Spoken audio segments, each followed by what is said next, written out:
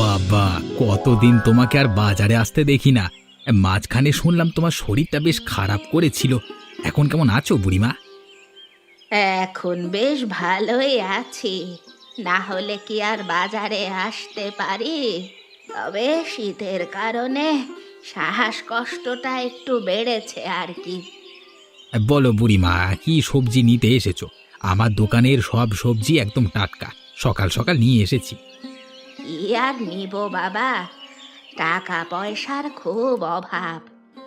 আমাকে একটু বেগুন, একটু লাউ আর আলু দে তো বাবা। দাম কত এইগুলোর? ও, বেগুন! এই নাও, কি সুন্দর বেগুন, একদম কচি, 120 টাকা কিলো। লাউটা একদম মিষ্টি হবে বুড়িমা, এটা 100 টাকা পিস। আর আলুর দাম তো জানোই, একটু বেড়েছে। ভালো জ্যোতি আলু 60 টাকা কিলো। বাপ রে, এত দাম! এ তো অন্য সময়ের থেকে একদম দ্বিগুণ দাম। মাছ মাংস কিনে খেতে পারি না, এখন তো দেখছি সবজিও কিনতে পারবো না। এ হলো গিয়ে শীতের বাজার। হ্যাঁ, হিম পড়ছে বেশি, সবজি আসছে কম, তাই দাম চড়া। তাছাড়া গাঁয়ের কৃষকদের কাছ থেকে আর আগের মতো কম দামে সবজি আনা যাচ্ছে না। হ্যাঁ, আমার কাছে একটু কম দামে বিক্রি কর বাবা। এত দামে নিলে আমার যে আর ভাত জুটবে না। জানিসই তো আমার কেউ নেই। দেখো বুড়িমা, কম দাম বলা সম্ভব না। আমারও তো লাভ না হলে সংসার চালাবো কি করে? বাজারের সবাই এই দামে বিক্রি করছে। ঠিক আছে, আমাকে 250 গ্রাম বেগুন দে আর 250 গ্রাম আলু দে। আজ আর লাউ কিনতে পারবো না। আমাদের মতো গরিব মানুষের অবস্থা নাজেহাল হবে এই সবজি কিনতে গিয়ে। এই নাও বুড়িমা, তোমার বেগুন আর আলু যতটা সম্ভব ভালো দিলাম। কি গো, শুনতে পাচ্ছ? বাড়িতে যে একটা কিছু নেই। কি রান্না করব বলো তো? কালকের মতো শুধু চিড়া আর নুন দিয়ে তো আর পেট ভরে না। শুনেছি জবা, শীত বেশি পড়ায় কাজেও যেতে পারছি না। আজকে যতই ঠান্ডা পড়ুক কাজে যাব গো। একটু কষ্ট করে চালিয়ে নাও। সংসারে যদি কিছু নাই থাকে, আমি কিভাবে চালিয়ে নিব তুমিই বলো। আর মা শরীরটাও বেশ খারাপ। একটু ভালো মন্দ না খাওয়ালে শরীরটা যে আরো দুর্বল হয়ে যাবে। আমি কালকেও কাজে গিয়েছিলাম জানো, সারাদিন খেটে মোটে 100 টাকা পেয়েছি। এই শীতে কাজ জুটছে না, বাজারে জিনিসপত্রের যা দাম। শোনো গো, এক কাজ করো। আমার সোনার একজোড়া কানের দুল আছে, তুমি বরং কানের দুল জোড়া বিক্রি করে দেও। এইভাবে তো আর বেশি দিন চলা যায় না। ছি জবা, ছি! এ কি বলছো তুমি? ওই কানের দুল তোমার বাপের বাড়ির শেষ স্মৃতি। তোমার মা তোমাকে কত ভালোবাসা দিয়েছিলেন, ওটা বিক্রি করে দেব? না না, আমি পারবো না, পারবো না। স্মৃতি রেখে কি লাভ বলো? স্মৃতি তো পেটে ভাত দেবে না গো। মা এখন বিছানায় শুয়ে কষ্ট পাচ্ছে, তাকে একটা ডিম বা একটা আপেলও কিনে দিতে পারছি না। এর চেয়ে বড় কষ্ট আর কি বা হতে পারে? আর কয়েকটা দিন অপেক্ষা করো, আমি ঠিক কিছুর একটা ব্যবস্থা করব। তুমি এসব নিয়ে চিন্তা করো না। এখন আমাকে একটু শুকনো চিড়ে দাও তো দেখি, খুব খিদে পেয়েছে। ওপরওয়ালা কবে যে একটু মুখ তুলে দেখবেন। এমনিতেই তো অভাবের সংসার, তার ওপর মার বড় অসুখ। আমাদের কেন যে এত এত বিপদ আসে! আসো আসো, কতদিন তোমাকে দেখি না। আগে যখন শরীরটা ভালো ছিল তখন তোমার বাড়ি যেতাম, এখন তো যেতেও পারি না। বলো, কেমন আছো? আমি তো ভালো আছি। তোর শরীরটা কেমন আছে? রতনের কাছে শুনছিলাম খুব কষ্ট পাচ্ছিস নাকি তুই? আর বলো না দিদি, বুড়ো শরীর, এই শীতে আর নড়তে পারি না। শ্বাসকষ্টটাও বেড়েছে। ডাক্তার বাবু বলেছে ভালো খাবার খেতে, যত্ন নিতে, কিন্তু রতনের যা অবস্থা, দুবেলা দুমুঠো ভাত জুটলেই অনেক। তোর এত কষ্ট দেখে আমারও খুব খারাপ লাগে বোন। এই জন্যই তো আজকে দেখতে এলাম। তোর জন্য একটু ডিম নিয়ে এসেছি, খেয়ে নিস, শক্তি পাবি। কেন আনতে গেলে গো দিদি? তোমারও তো অভাবেরই সংসার, আর কতদিন বাঁচবো বলো? আমার জন্য তোমরা এত চিন্তা করো না। এসব বলিস না। আর কতদিন বাঁচবি সেটা ওপরওয়ালা জানেন, কিন্তু যতদিন আছিস ভালো থাকতে হবে তো। রতন আর জবার মুখ চেয়ে তোকে সুস্থ হতে হবে। হ্যাঁ, তা তুমি ঠিক বলেছ। আমি ছাড়া তো ওদের আর কেউ নেই। বলো, তোমার সংসার কেমন যাচ্ছে? আমার সংসারও তো চলে যাচ্ছে টেনে টুনে। মাছ মাংস কিছু কিনতে পারি না। কাল একটু বাজারে গেলাম, এত দাম সবজির যে হাত দেওয়া যাচ্ছে না। একার সংসার দেখে অল্প কিছুতেই চলে যাচ্ছে। তা তুমি ঠিক বলেছ। আমার রতনের ওপর 3 জনের দায়িত্ব, তার ওপর আমার অসুখ। অভাবে সংসারটা চালাতে ছেলেটা আমার হিমশিম খায়। চিন্তা করিস না, ওপরওয়ালা আছেন। তোরা সৎ মানুষ, তোদের ভালো হবেই। রতন তো খুব ভালো ছেলে, সে ঠিক তোদের জন্য কিছু একটা ভালো ব্যবস্থা করবে। যাক, আজকেও আমার ভালোই লাভ হলো। কৃষকদের কাছ থেকে কম দামে নিয়ে বাজারে গিয়ে বেশি চড়া দামে বিক্রি করব। তোরা মালগুলো নিয়ে যা আমার দোকানে।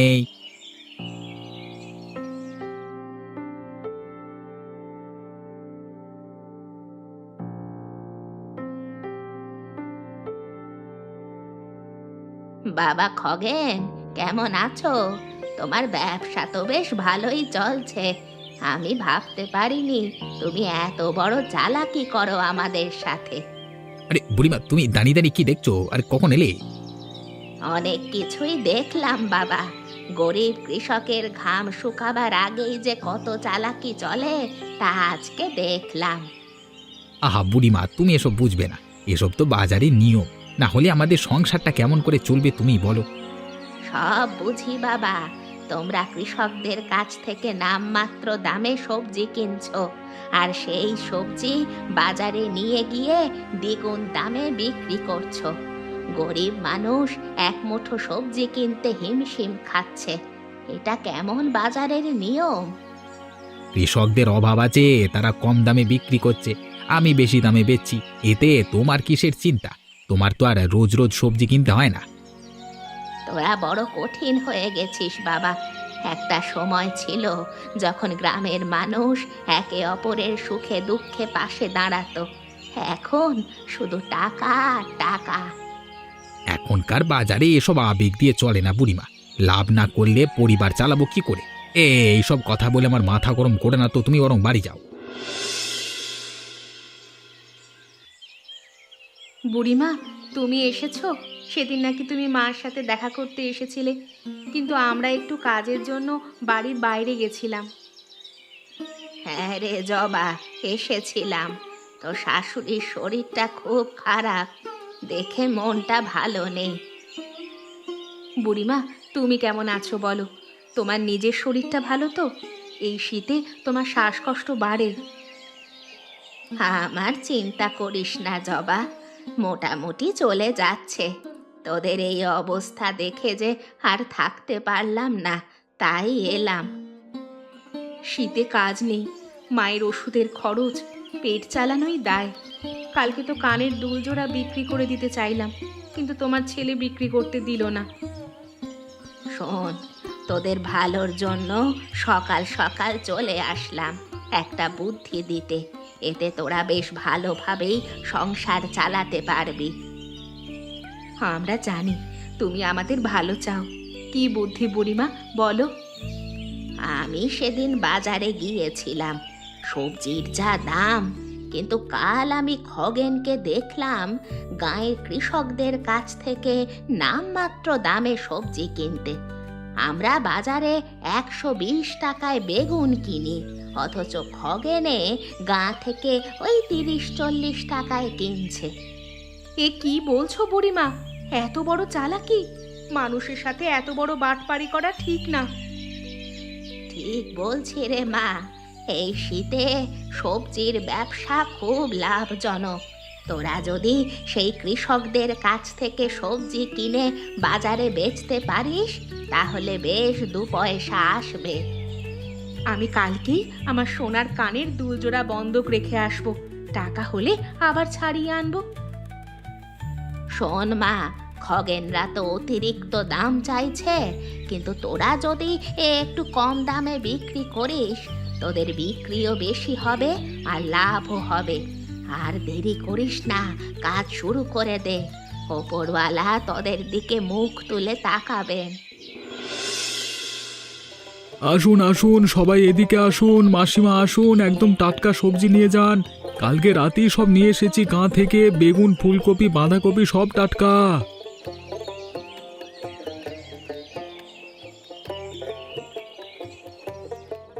কিরে, হঠাৎ তোরা সবজির ব্যবসাতে? কিন্তু তোরা যে দামে বিক্রি করছিস এতে আমাদের ক্ষতি হচ্ছে তো। আমাদের দোকানের কেউ যাচ্ছে না। শোনো খগেনদা, আমাদের এত দামে বিক্রি করার কোনো প্রয়োজন নেই। আমাদের সামান্য কিছু লাভ হলেই হলো। সামান্য লাভ? সামান্য লাভ দিয়ে সংসার চলে? রন, কালকে এসে যদি দেখি তোরা এ দামে বেচছিস তাহলে কিন্তু ভালো হবে না। বাজারের একটা নিয়ম আছে, সেটা মানতে হয়। নিয়মটা তো আপনারা তৈরি করেছেন খগেনদা। কৃষকদের কাছ থেকে কম দামে নিয়ে বাজারে দ্বিগুণ দামে বিক্রি করা, এটা কি কোনো ভালো নিয়ম? আমরা গরিব, কিন্তু এত বড় অন্যায় আমরা করতে পারি না। শোন জবা, এত সাধু সাজিস না। তোরা নতুন এসেছিস, বেশি বাড়াবাড়ি করিস না। এ বাজারে থাকতে হলে আমার কথা শুনতে হবে। না দাদা, আপনার এই অন্যায় আবদার আমরা শুনতে রাজি নই। আমাদের অল্প পরিমাণ লাভ হলেই হলো। আমার মুখে মুখে কথা বলার দাম তোদের একদিন দিতে হবে। হ্যাঁ,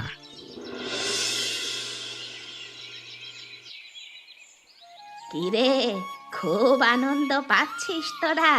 কেমন লাভ হলো তোদের? অন্যদের থেকে কম দামে বিক্রি করায় আমাদের দোকানে বেশ ভালো ভিড় হয়েছিল। লাভও ভালোই হয়েছে গো।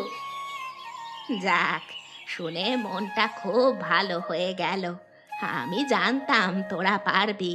তোদের আশীর্বাদ করি, আরো বড় হ তোরা। কিন্তু বুড়িমা, খগেনদার সাথে যে কথা কাটাকাটি হয়েছে, তিনি আমাদের বলেছেন বাজারে থাকতে হলে তার কথা নাকি শুনতে হবে। খগেনের কথায় কান দিস না তোরা। ওর পেটে পুরনো রাগ আছে তোদের ওপর, তাই এসব বলছে। তোরা সৎ পথে ব্যবসা করছিস, কারো ক্ষতি তো করছিস না। হ্যাঁ, আমরা ওর কথায় কান দিব না। আমরা গরিব মানুষ হয়ে গরিব মানুষের দুঃখ দুর্দশা বুঝি। আমাদের অল্প পরিমাণ লাভ হলেই আমরা খুশি। জবা, কি রান্না করেছিস রে? খুব সুন্দর গন্ধ বেরিয়েছে। গন্ধে পুরো পাড়ার লোক জানতে পারবে জবা রান্না করেছে। মার খুব হাঁসের মাংস খেতে ইচ্ছে করছিল। লাভের টাকা দিয়ে বাজার করে নিয়ে এসেছি। তুমি কিন্তু খেয়ে যাবে বুড়িমা। তোর হাতের রান্নার গন্ধেই পেট অর্ধেক ভরে গেল। না খেয়ে কি আর যেতে পারি? খেয়েই যাব, তুই না বললেও। বুড়িমা, তুমি শুধু একটু আশীর্বাদ করো। দেখো, আমরা একদিন সফল হব। আমরা অন্যায় পথে না, সৎ পথে সফল হতে চাই।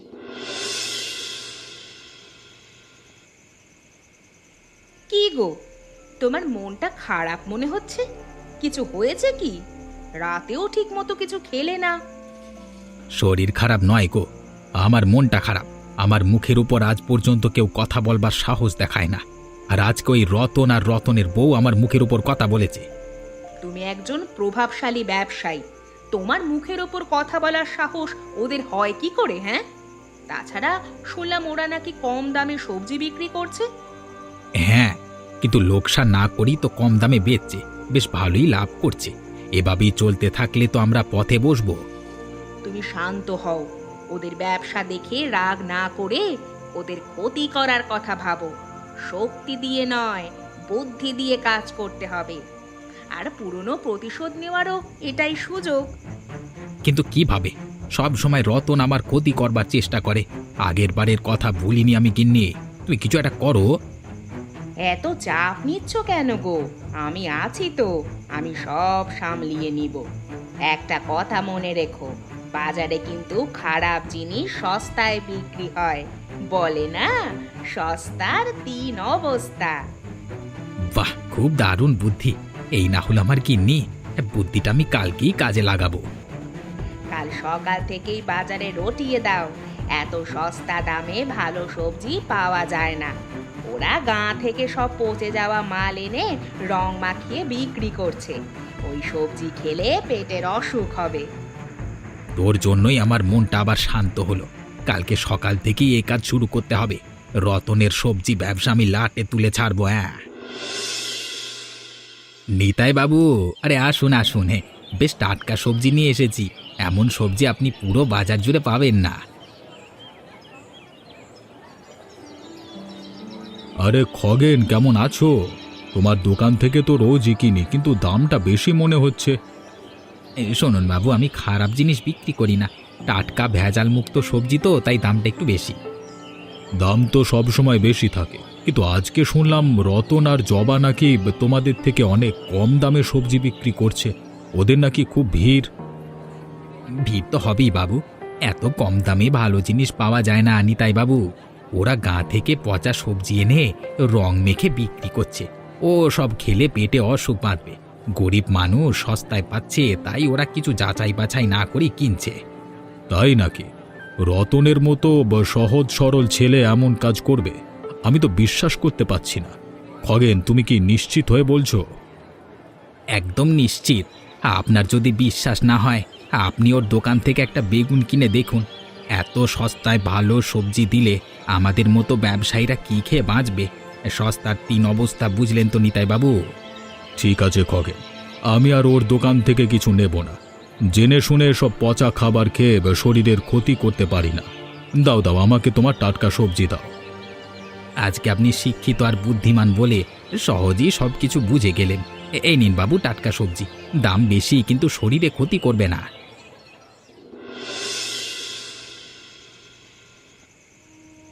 আমাদের জীবনে আর সুখ আসবে না গো।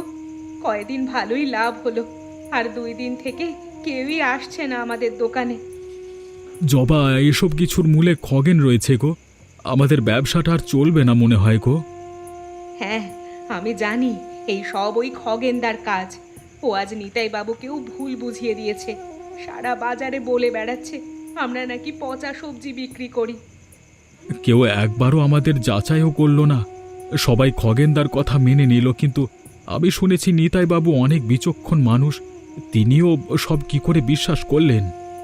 হয়তো খগেনদা এত জোর দিয়েছে বলেই বিচক্ষণ নিতাই বাবুও অবিশ্বাস করতে পারেননি। আমরা তো গরিব, তাই আমাদেরকে কেউই বিশ্বাস করে না। আমি এবার কি করব বলো তো জবা? এই শীতে হাতে কোনো কাজ নেই, আর এই সামান্য ব্যবসাটাও খগেন কেড়ে নিল। সবাই কেন ভুলে যায় যে আমরা নিজেরা গরিব বলেই গরিবের কষ্ট বুঝি, তাই কম দামে সবজি বিক্রি করেছিলাম। তুমি চিন্তা করো না, হাল ছাড়লে চলবে না। আমরা তো কোনো অন্যায় করিনি। আমাদের কাজ হলো কাল সকালেও বাজারে যাওয়া এবং সবজি বিক্রি করা। যদি আমাদের সবজি সত্যিই টাটকা হয়, তবে একদিন না একদিন সবাই বুঝতে পারবে। যদি কালও কেউ না আসে, তাহলে তো সবজি পচে যাবে, আমাদের পুঁজিটুকুও শেষ হয়ে যাবে। দেখাই যাক না। তুমি আর আমি একসাথে লড়বো, আর আমি জানি নিতাই বাবুও একজন ভালো মানুষ। হয়তো তিনি আবার ফিরে এসে আমাদের সবজি যাচাই করবেন। ওপরওয়ালা হয়তো এইভাবেই আমাদের পরীক্ষা করছেন। জানি না ওপরওয়ালা আমাদের ভাগ্যে কি লিখে রেখেছেন। কেবল ভাবলাম একটু সুখের মুখ দেখব, তার আগেই সব শেষের দিকে। দেখা যাক কি হয় শেষ পর্যন্ত। উফ, সকাল সকাল গিন্নির প্যাঁচাল দিয়ে আমার দিন শুরু হয়।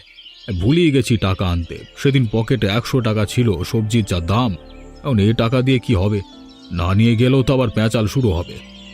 নিতাই বাবু, ও নিতাই বাবু, আমাদের দোকানে আসুন, একদম টাটকা সবজি পাবেন। কিন্তু জবা, আমি শুনলাম তোমাদের দোকানের সব ভেজাল দেওয়া আর রং দেওয়া সবজি, এসব গেলে শরীরের ক্ষতি হবে তো। নিতাই বাবু, খগেনদা আপনার কানে ভুল কথা ঢেলেছে। আমরা সামান্য লাভ রেখে চলি বলেই কম দামে বিক্রি করি। আমরা গরিব বলে গরিবদের কষ্ট বুঝি, তাই বেশি দাম চাই না। ঠিক আছে, আমি একটা জিনিস পরীক্ষা করতে চাই। তোমরা তোমাদের সবজিগুলো জলে ভিজিয়ে রাখো 1 ঘন্টা। যদি সত্যি রং মিশিয়ে থাকো তাহলে সব বোঝা যাবে। ঠিক আছে বাবু, আপনি যাচাই করুন। আমাদের মনে কোনো ভয় নেই, আমরা সৎভাবে ব্যবসা করি। বাবু, আমি এখনই সবজিগুলো ভিজিয়ে রাখছি, আপনি দেখুন কি হয়। বালতির জল তো একদম স্বচ্ছ, 1 ফোঁটাও রং লাগেনি, একদম টাটকা, কোনো রং বা ভেজালের চিহ্ন নেই। সত্যি খগেন অনেক বড় বাটপার। আমি আগেই জানতাম রতন কোনো দিন খারাপ কাজ করতে পারে না। খগেন শুধু শুধু ওর নামে বদনাম রটাচ্ছিল। রতন, জবা, আমি সত্যি তোমাদের কাছে লজ্জিত। খগেনের কথা শুনে আমি ভুল বুঝেছিলাম। আপনি যে শেষ পর্যন্ত ঠিকটা ধরতে পেরেছেন, এই জন্য আমরা আপনার কাছে কৃতজ্ঞ। শোনো সবাই, এখন থেকে আমি প্রতিদিন রতনের দোকান থেকে সবজি কিনবো, আর আমি চাই তোমরাও সবাই ওর দোকান থেকে নাও, কারণ মানুষ যদি সৎ হয় তাকে সাহায্য করাটাই আমাদের দায়িত্ব।